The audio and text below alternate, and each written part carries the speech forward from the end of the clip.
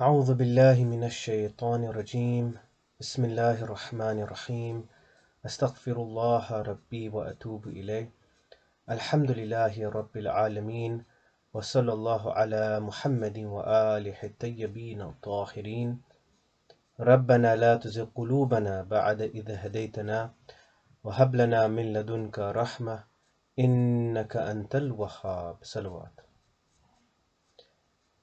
Assalamu alaikum, my dear brothers and sisters, and once again it's a deep honor to be with all of you and to serve all of you in the way of Allah subhanahu wa ta'ala and for the love of Husayn ibn Ali alayhi salam. Tonight, of course, as we get closer to Ashura and we begin to commemorate the specific family members of al-Husayn ibn Ali alayhi salam, what can be said of our beloved Ali al-Akbar alayhi salam, the one whose face resembled Rasulullah, the one who brought hope to the camp of Husayn alayhi salam, the one where when people missed Rasulullah and wanted to feel his presence, wanted to feel the cloak of Rasulullah or the face, the mannerisms, the habits of Rasulullah, they looked to Ali al-Akbar. So you can imagine that as we commemorate this majlis of Ali al-Akbar, we should feel perhaps how the camp of Husayn alayhi salam felt, which was losing that connection to Rasulullah, feeling hope in one instant and knowing that hope would go away when he went to the battlefield. Now, sometimes in our families or in gatherings, there's always a person uh, that may inspire us with hope or inspire us with smiles, give a sense of positivity, perhaps someone to rely on. And when that person no longer is there, then that loss and sadness is felt.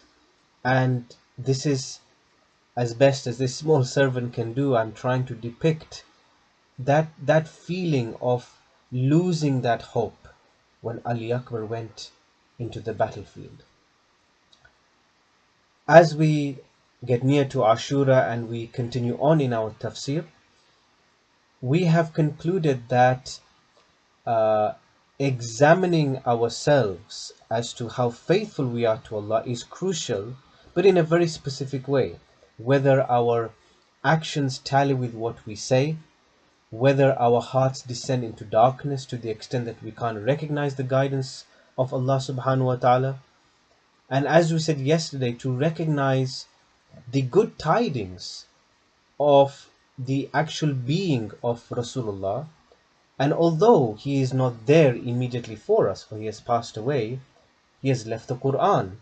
And we concluded that we cannot miss the underlying message of the Qur'an, which from the hadith of our 8th Imam al-Islam was mawa'idha and hikmah, moral exhortations and wisdom.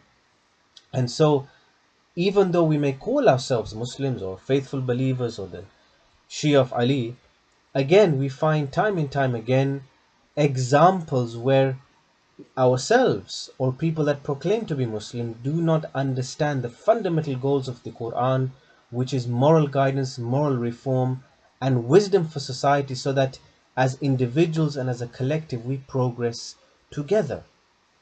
Now, the surah establishes this tone of appreciating the good tidings of Rasulullah. But what happens when we don't is the question.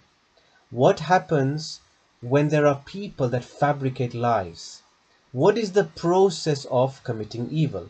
Now, so far, I've in a way just described to you the processes that lead up to, or rather the signs that we should look out for, that we should not descend into darkness, right? For example, a sign of, okay, if we are saying something but not acting upon it, or making sure our hearts don't swerve away from Allah, so we are committed to Him and the principles of Allah subhanahu wa ta'ala. But what we haven't discussed is what happens when we descend into that darkness. What is the process of evil or the process that leads us to evil. It's very easy to say, okay, don't, I've given these examples, so I'm being very honest with you, that okay, don't backbite, keep promises, we don't want to be jealous. Okay, that's fine. It's we always say these things to each other. You hear these things from the minbar all the time. Be good Muslims. But there is one fundamental question which we have to answer, which is what leads us to commit that backbiting? What leads us to commit injustice to one another? What is the process that goes through our soul that it ends up in a very dark state? That is something we haven't critically discussed. But the surah in the next two verses, and especially the tafsir, discusses this. Allah subhanahu wa ta'ala says, Bismillahir Rahmanir Rahim, وَمَنْ أَذْلَمُ مِمَّنِ افْتَرَى عَلَى اللَّهِ الْكَذِبِ وَهُوَ يُدْعَى إِلَى الْإِسْلَامِ وَاللَّهُ لَا يَهْدِي الْقَوْمَ الظَّالِمِينَ. And who is a greater wrongdoer than him who fabricates falsehood against Allah subhanahu wa ta'ala?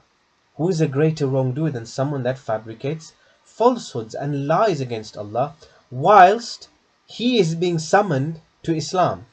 So whilst he's being called to Islam, this person is fabricating lies against Allah. And Allah does not guide the wrongdoing lot or the unjust people. That is verse 7 of Surah al-Saf.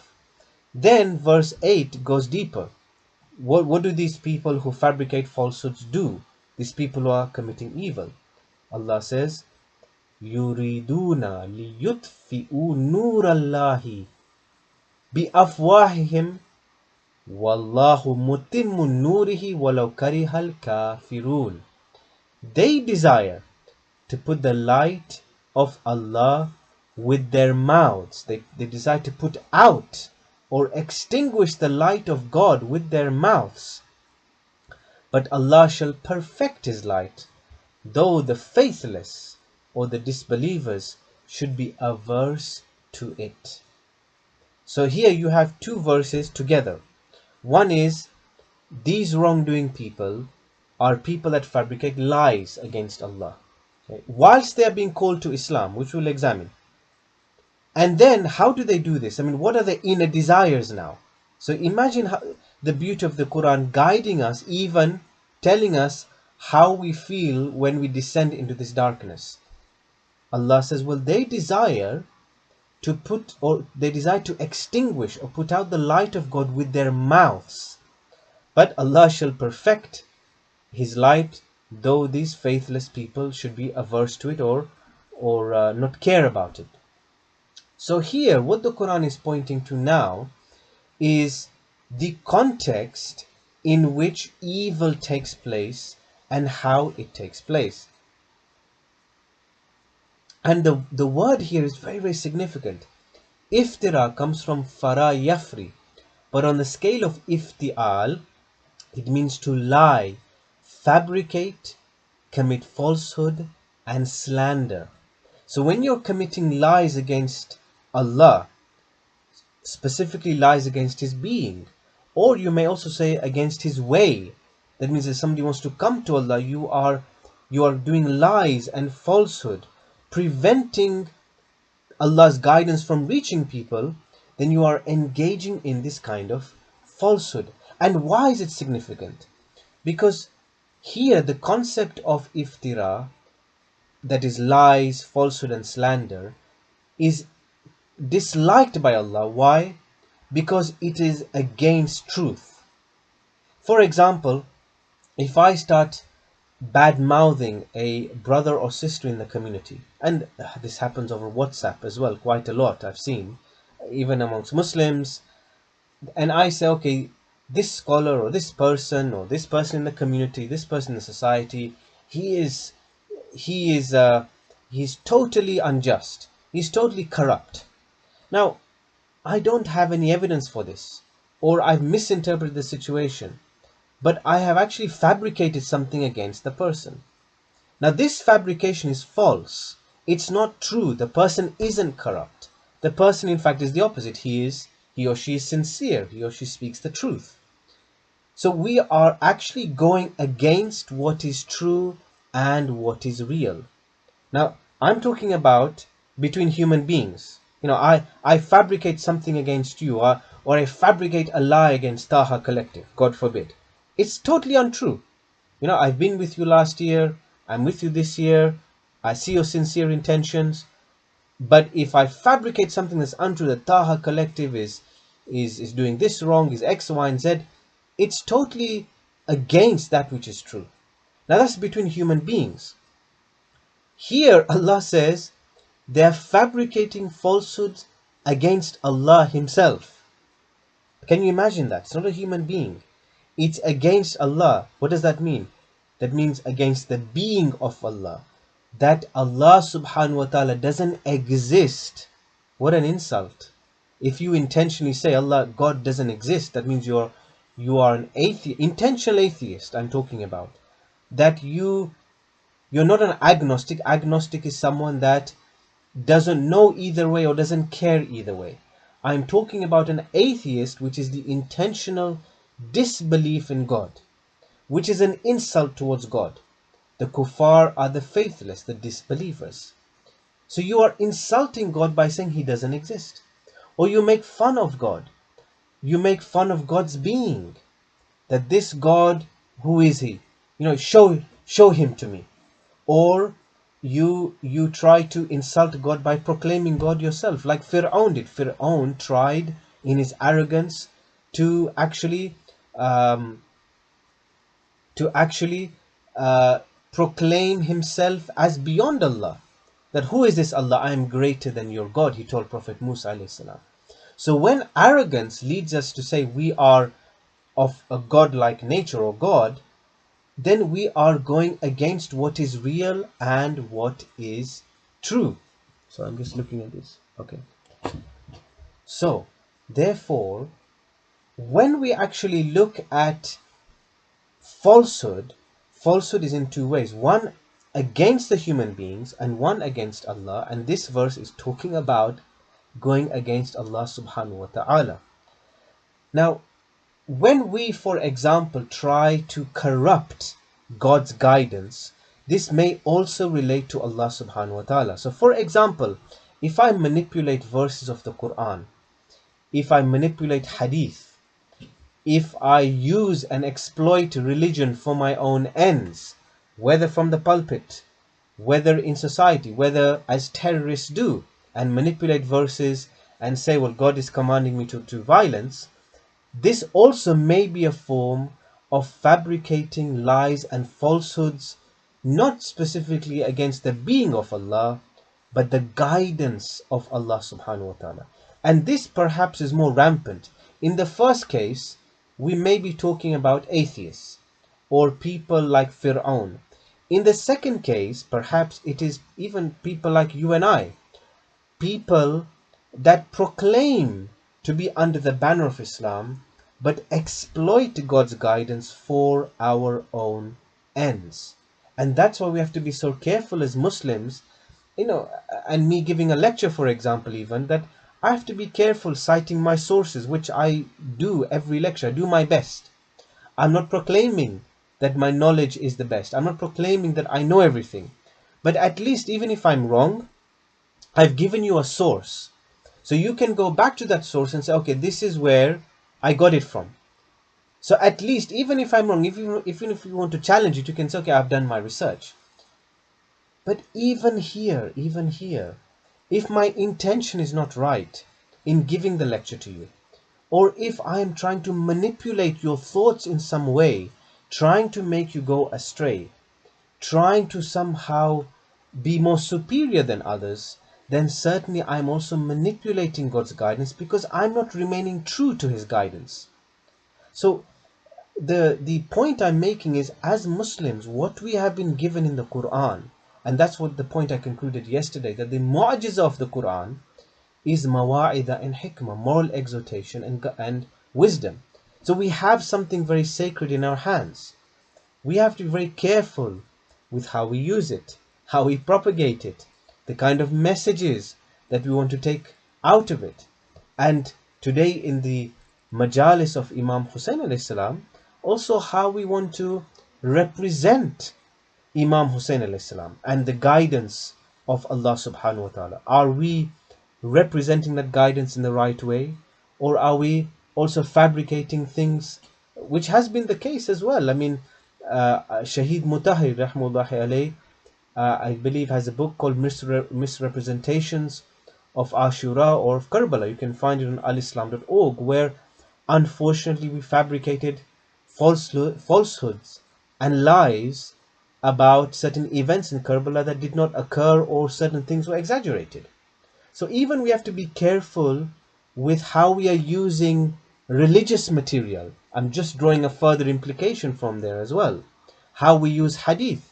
I mean, we, for example, may send, I get this, I don't know, every day. I'm in a number of WhatsApp groups, and people send hadith, people send stories, and they say forwarded as received, right? Forwarded as received, or they say, oh, this is a hadith from this source, but it's not always checked out. Or do this a'mal, it's going to save you, it's going to bless you. Well, whoever checked out that amal, whoever checked out that ritual, who examined it, who examined the authenticity of the hadith?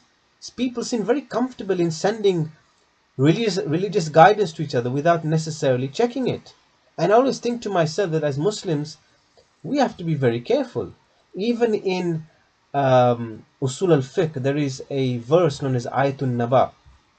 Ayatun Naba is known as the verse of the report, where Allah says in the Quran that when a report comes to you, verify it.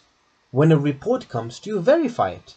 Even Imam alayhi salam says this in Nahjul Balagha, in his aqwal, in his statements, or in his sayings. So not everything that we may hear can constitute religious guidance. It could be a fabrication, it could be a falsehood. So this concept of falsehood, we can argue in interpreting the verse, ranges from fabricating against Allah, which is the highest insult that we can do, fabricating against each other, and also fabricating religious guidance and exploiting it. So now, when we talk about this fabrication, we have to remember that within the context of Karbala, arguably these three fabrications took place. One was those who totally lied against Allah subhanahu wa ta'ala and insulted him as if he didn't exist. Take Yazid ibn Muawiyah. Yazid ibn Muawiyah was a total hypocrite, a fasiq, a dalil. He was totally against Allah subhanahu wa ta'ala. He was not a Muslim. So first of all, he is insulting Allah subhanahu wa ta'ala. Number two, he is committing injustices and killing the grandson of al-Husayn ibn Ali, so going against the religious guidance. And then three, he also exploited the religious guidance. And his father Muawiyah did the same. In fact, I'll give you a specific example which I have here. Muawiyah, what he did was he used the mimbar to curse Ali ibn Abi Talib alayhi salam. Right now, he is proclaiming to be Caliph, and reports say that for 62 years, or even an extra 18 years, up until 80 years, Imam Ali was cursed from the mimbar, to the extent that he used to say, well, your prayers or your religious ibadah would not be accepted unless you curse Ali ibn Abi Talib alayhi salam. And you can refer to Sharh of Nahjul Balagha by Ibn Abi al-Hadid, which recounts some of the statements of Muawiyah, where he uses statements like the mimbar, cursing of Imam Ali, withholding zakat and khums from those people that do not curse Imam Ali alayhi salam.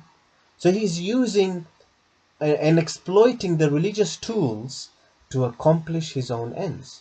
Yazid ibn Muawiyah, he wants allegiance from people, from Hussein, and he's using the Khilafah, is using a arguably religious position to demand that from people and manipulating it.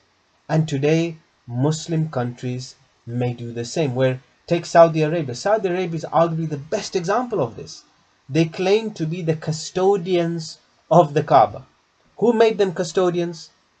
Kaaba belongs to Muslims.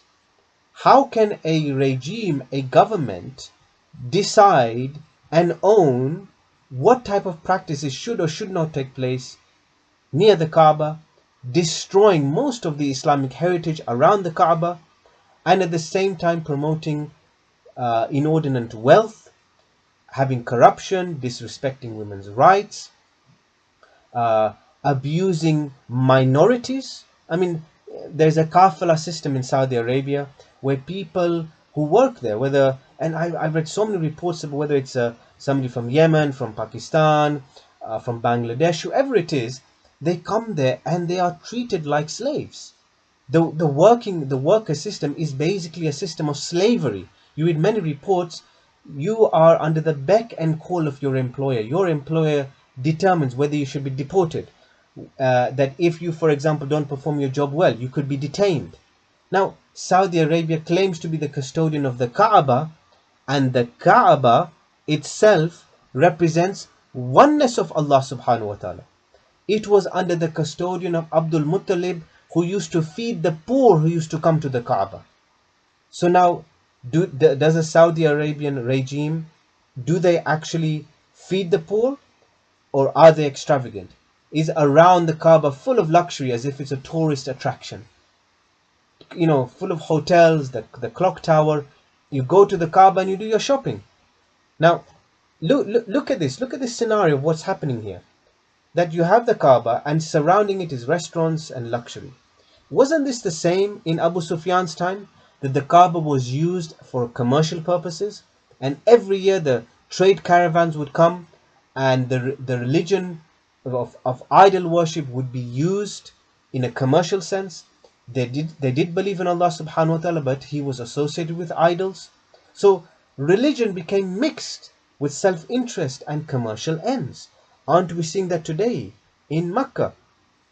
So even in contemporary examples, fabricating things and using principles like zakat and khums, or symbols like mimbar or the Kaaba, continue today for people to exploit their own ends. Now, when we talk about this fabrication, the question that I posed was twofold. One is, are we fabricating ourselves? And that might be the case, and that's why I said we have to be careful of what we send on WhatsApp, how we may represent the message of Imam Hussain al-Islam, just to be a little careful that we certainly are not exploiting or fabricating the religious guidance in any way. And Allah subhanahu wa ta'ala also says, and this made me think a great deal, that the people who fabricated and lies against Allah subhanahu wa ta'ala did so whilst being summoned to Islam. So if you remember in the previous verses, we talked about the people of Musa and Isa alayhimus salam. They saw the faces of the prophets, they had the revelation of Torah. Now here, these people who are fabricating lies against Allah, like the people of Musa and Isa, they're not doing so in a vacuum. I mean, they are seeing the prophet, they're being called to Islam, and here it appears the context of Prophet Muhammad, so we're talking about the Arabian society. They are being summoned to Islam. So they're hearing the voice of Rasulullah.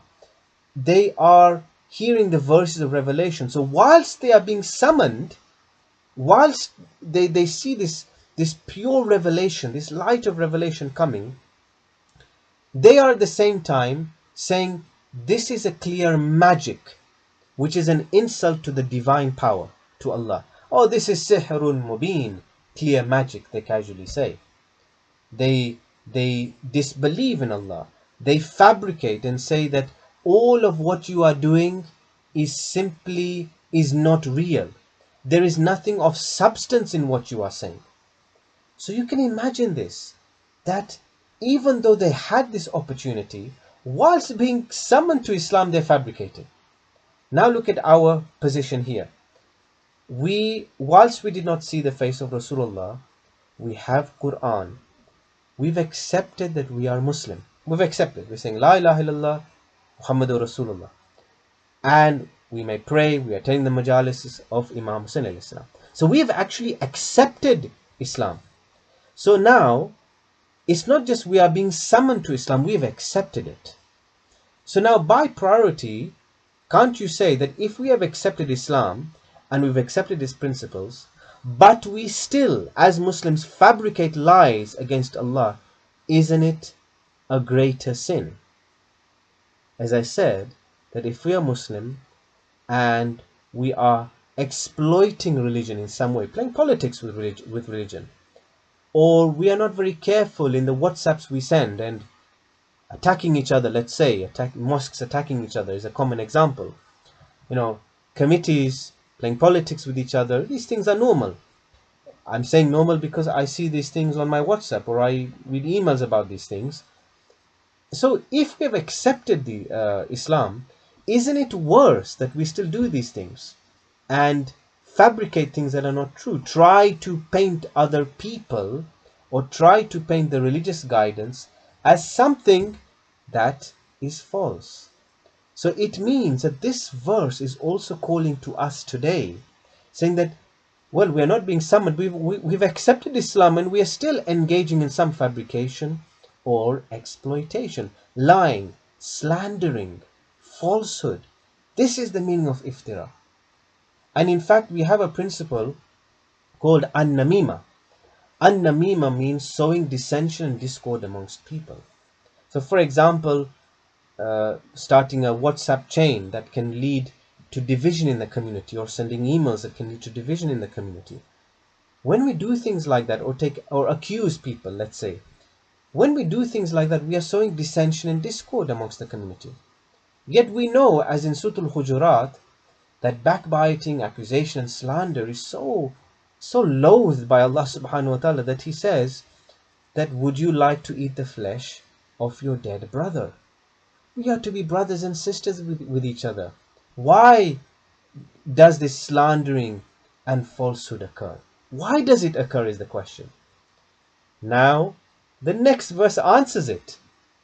Allah subhanahu wa ta'ala says, they desire to put out the light of Allah with their mouths, but Allah shall perfect His light, though the faithless should be averse. Here, the tone of the surah points to something much deeper in our soul.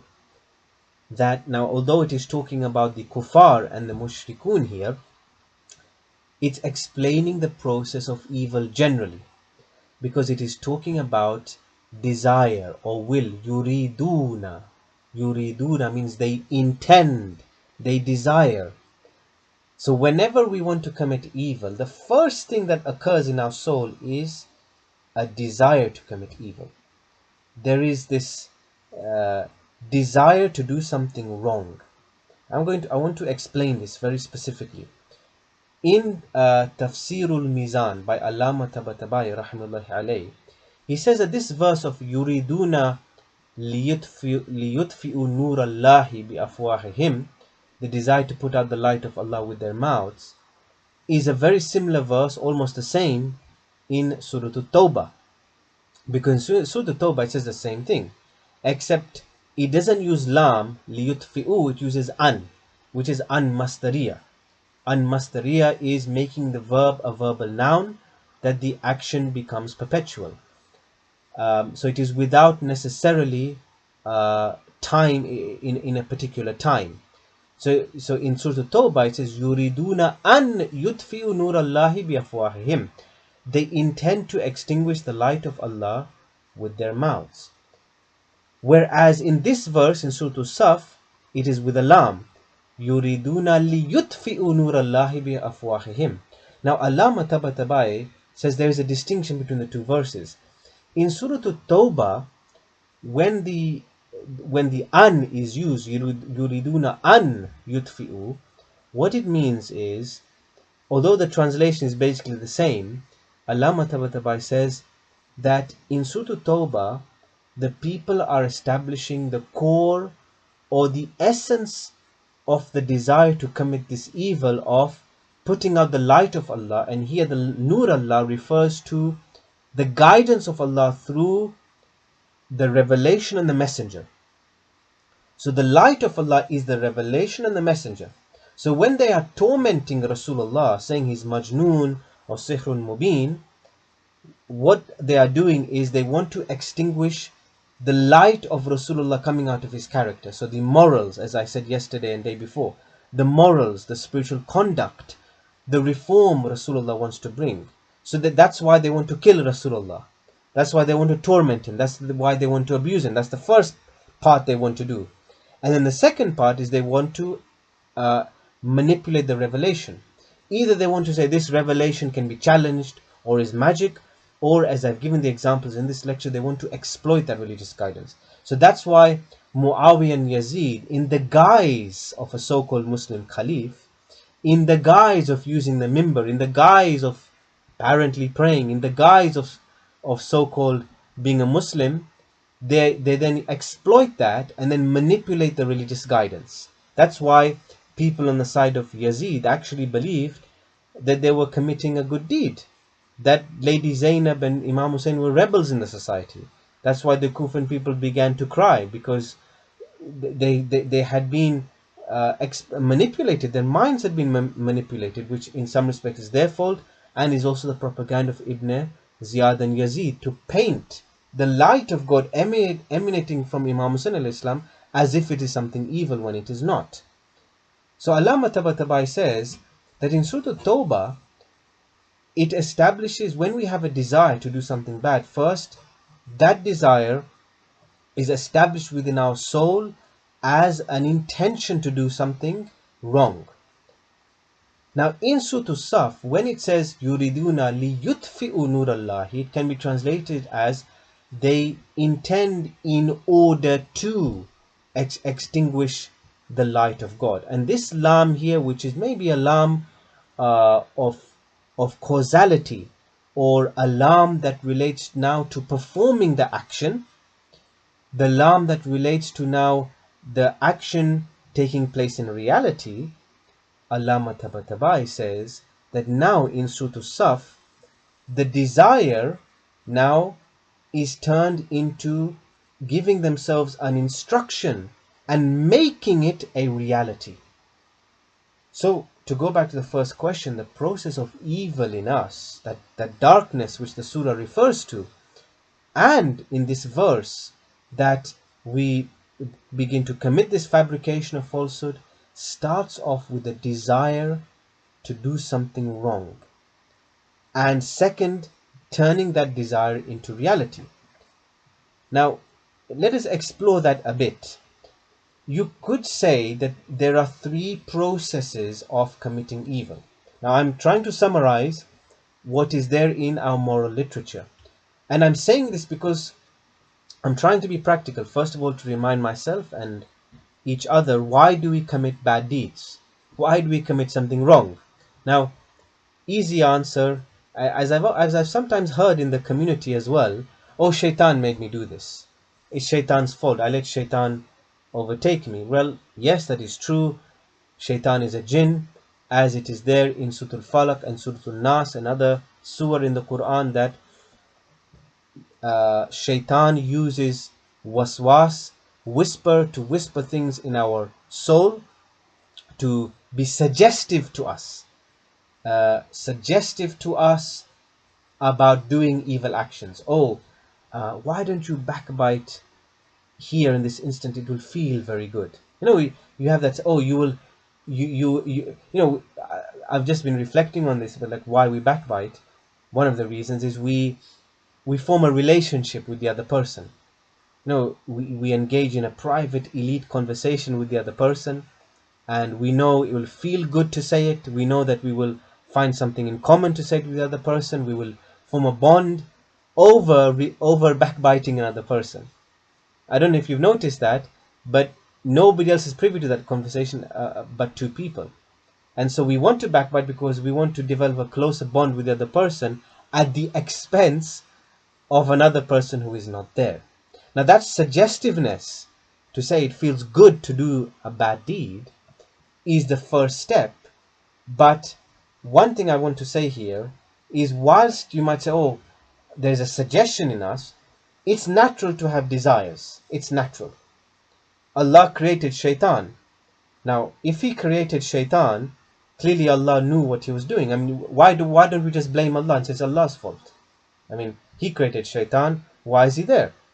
Now, I don't want to go in the story and history of shaitan, of Iblis, that he was a wonderful worshipper initially, but then pride and arrogance overtook him. He did not bow to Adam alayhi salam.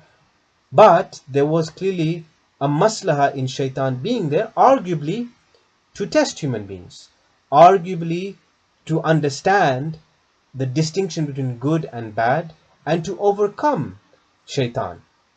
That requires separate lectures. There is certainly a wisdom in the creation of shaitan, because we have to ask why is Allah still allowing it? So it's natural that there is a shaitan there. It's natural that we have desires. Allah created us with a free will, and we are going to have our own desires to do good and bad. Even if you read Al-Babu Al-Hadi Ash by Allama Hilli, our prophets and imams, they have free will. They have hurriya, they have free will. They have the qudra, ability to commit good or bad. But the reason they do not commit sin or do not commit bad, and this is the critical distinction here, whilst they have the ability to do so, they do not commit sin because they recognize the ugliness of sin. They recognize the ugliness of backbiting, the ugliness of not keeping a promise. So it's the knowledge and the willpower of not backbiting or seeing the ugliness of backbiting which enables them to have the grace of Allah subhanahu wa ta'ala that they do not commit sin. Now here we are exactly in the same position. We also have the choice of whether to commit a good or bad deed. But the first step is, it's natural to have desires. There's nothing wrong in that. We might have a thought that is bad. We might have a thought that is good. We might in our dreams think of something good or bad. Allah has created us like that because we have to be able to understand distinction between good and bad. That in a neutral setting, even for example, withholding information can be good. You might think, oh, withholding information is bad. No. If you don't know how to speak less or lie, you can be in trouble. Because if an enemy says, I'm going to kill you unless you give me this information, for example, we have to learn different kind of tactics in order to protect ourselves. So the ability to be clever or crafty is not something bad in itself. It's also to be clever. For example, that in the workplace, are we going to share all information about our family? When an enemy threatens us with something, are we going to be clever in the words we use? Are we going to withhold information? Are we going to lie to save ourselves? So Allah has created us with an ability to navigate the moral landscape, but we must adjust it to situations. When adjusting it to situations, one thing we have to make sure is that when we use our desires, we do so in the right way, not the bad way. So if I am listening to something bad, I want to correct it. And at other times, I might not speak at all. So it means that we must direct our desires in the right way. But where the evil thought comes is when the evil thought remains in our soul and we do not get rid of that evil thought and we allow it to overtake our soul and it remains there directing our conduct, directing our desires. Take the example of jealousy. Okay, let's say that we have a car, right? Now we might have a nice car. It's admired by someone else. Somebody says, oh, what a great car you have. Okay, now we feel threatened when something we own is being admired by someone else. But in actual fact, he or she simply might be praising it very sincerely. But we then feel threatened and say, well, why is he taking interest in the car? We start thinking a bad thought that this person is threatening us in some way. Or we are envious. That means when we desire something else that someone has because we lack it. Why does this person have that car? Why don't I have it? So we become envious. And then in the worst case, what happens is through that jealousy and envious, we come on to the third step, which is committing that evil. So already what has happened, one is we have a natural desire. There's no problem in having desires. But if we allow a bad desire to remain, it clouds our judgment and we misinterpret a situation. So we become jealous for no reason. There's no need to be threatened when somebody has a car, or when somebody is praising us in some way. We don't need to feel threatened. We don't need to feel envious when somebody has something and we don't have it. Why are we envious? I mean, I know lots of people that have things that I don't have.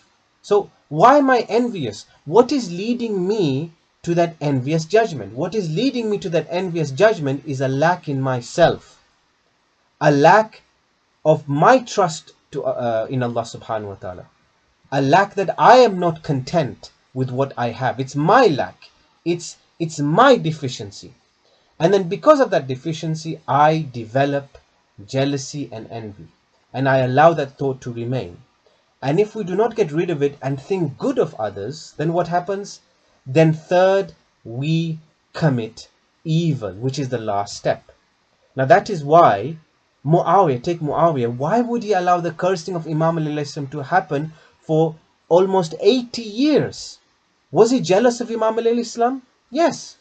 That's a fair conclusion to make. Muawiyah himself admitted, I forced myself on the Khilafah. He himself challenged Imam Ali in the Battle of Siffin.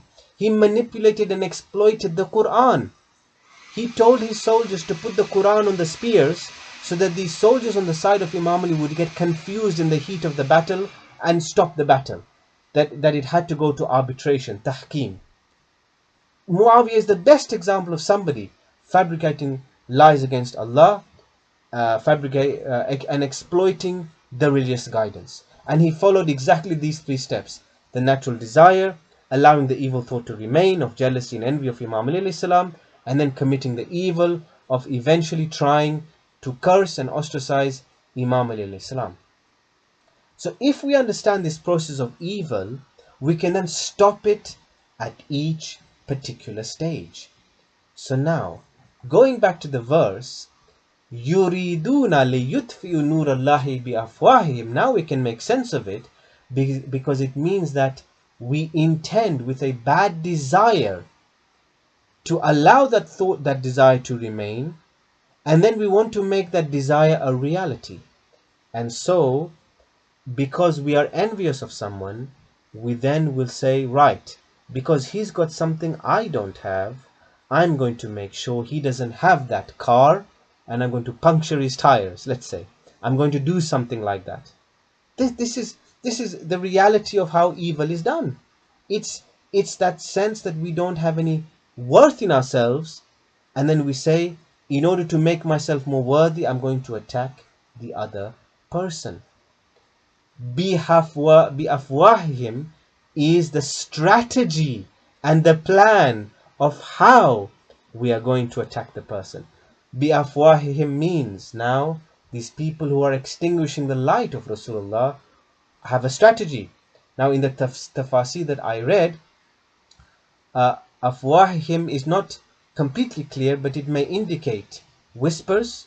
That means using words to confuse people, words to mislead people, speech to mislead people, and also using deception, lies, trying to make people confused. Take media as an example.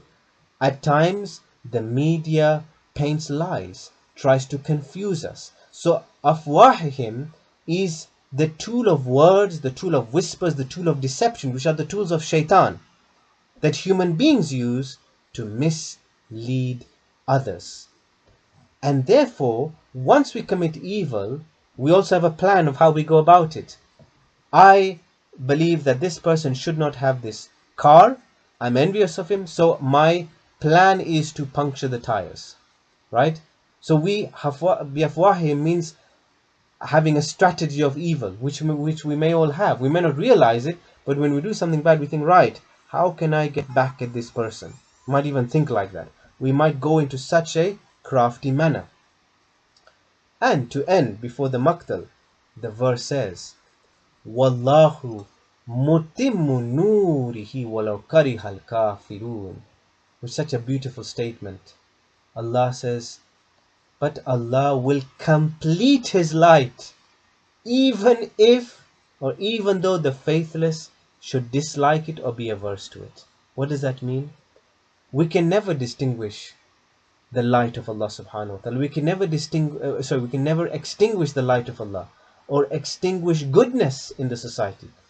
We can never extinguish Husayn alayhi salam. Yazid tried. Yazid beheaded Husayn ibn alayhi salam.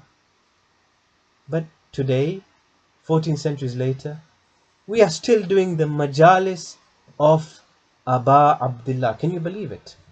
If you have mutilated someone, completely mutilated someone and massacred the family, an objective person would think there is no chance at all that the message of that person would survive. But what the faithless do not think about is that Allah Himself is good. Allah exists. And if you oppose Allah, what are you opposing? You're opposing something permanent. You can never extinguish the light of Allah. The only thing there is light of God. There is no darkness. We create the darkness. There is only the light of God. So what are people trying to do when they want to remove the light of Allah subhanahu wa ta'ala? They cannot succeed because Allah subhanahu wa ta'ala is everlasting. His being is everlasting and we return to Him, showing that however much time it will take, with the dynamics of free will, with the dynamics of choice, with the dynamics of the reappearance of our dear 12th Imam, Allah subhanahu wa ta'ala will perfect His light, which means the chance to always reform society, and that is what we are trying to do with the message of al-Husayn ibn Ali alayhi salam. Inna lillahi wa inna ilayhi raji'un. Assalamu ala al-Husayn. Assalamu ala al-Ali ibn al-Husayn. Assalamu ala awlad al-Husayn. Assalamu ala al-ashab al-Husayn. Jami'an wa rahmatullahi wa barakatuh. Tonight, my brothers and sisters, we have lost the one that resembled Rasulullah, and his name was Ali ibn Husayn or Ali al-Akbar. Tell me, my brothers and sisters, what kind of son was Ali al-Akbar that Husayn was to say during the journey to Karbala, how Allah subhanahu wa ta'ala has blessed me with such a good son. For on the way to Karbala, Imam Hussein alayhi salam falls asleep on his horse, as some of the reports say, and he says, Inna lillahi wa inna ilayhi raji'un. From Allah we came, to Him we shall return. So Ali al-Akbar says, my father, why did you recite this? He says, my son, because now I feel that we are becoming closer to death. So then Ali Akbar says, should we have anything to fear of death? Hussein alayhi salam says, no. Ali Akbar says, then it doesn't matter if we go to death or death comes to us. This is the bravery of Ali Akbar, that on the day of Ashura, he asks his father, my father, permit me to go into the battlefield.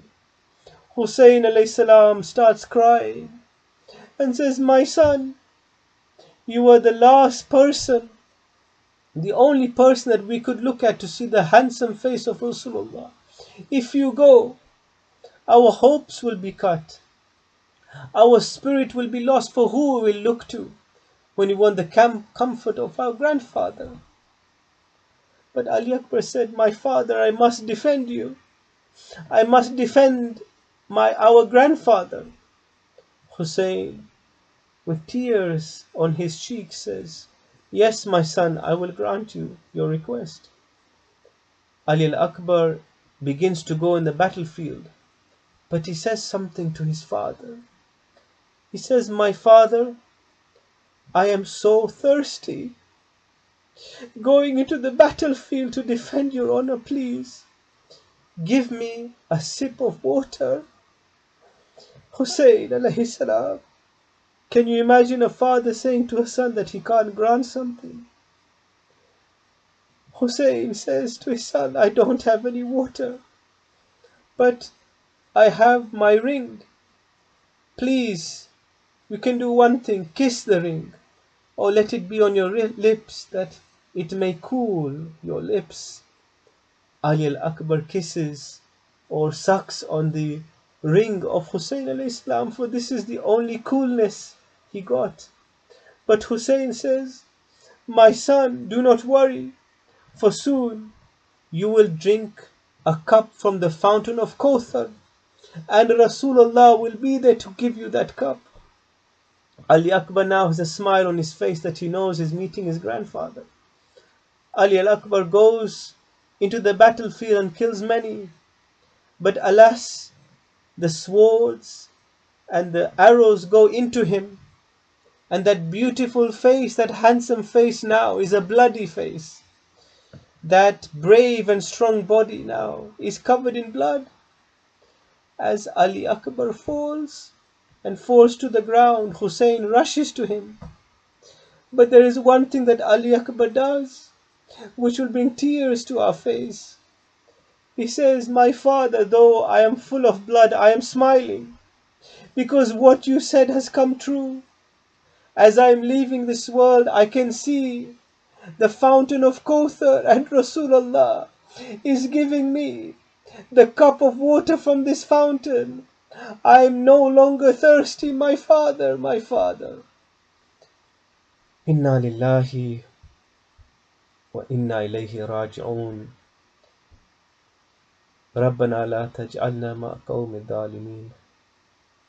Allah subhanahu wa ta'ala, we ask you to please give us a strength not to commit evil actions, to forgive our sins, to please elevate the stations of our dear parents and marhumin. Allah, please help us help all the ill and oppressed people around the world, and may you hasten the appearance of our dear 12th Imam, Imam Al-Mahdi. Ajr wa faraja. Surah Al-Fatiha.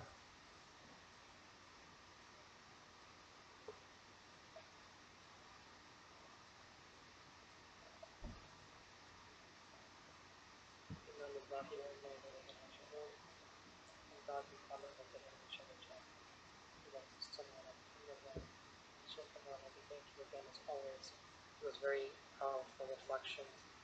Um, I'd like to hand it over to Brother Ali Dedi to recite a short Noha eulogy for us.